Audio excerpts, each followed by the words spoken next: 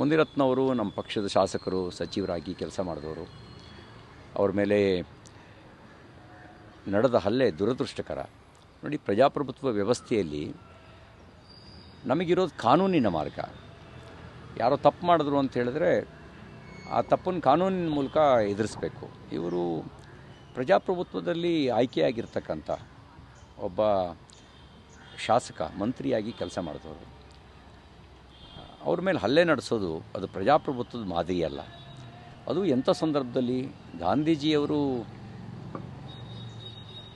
ಬೆಳಗಾವಿ ಅಧಿವೇಶನದ ನೇತೃತ್ವ ವಹಿಸಿ 100 ವರ್ಷದ ಆಚರಣೆಯಲ್ಲಿದ್ದೀವಿ ನಾವು.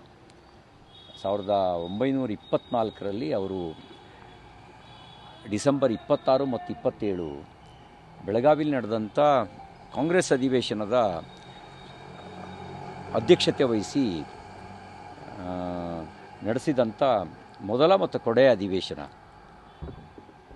ಗಾಂಧಿಗಿರಿನ ನೆನೆಸ್ಕೊಳ್ಳೋ ಕಾಲದಲ್ಲಿ ಕರ್ನಾಟಕದಲ್ಲಿ ದಾದಾಗಿರಿ ನಡೀತಾ ಇದೆ.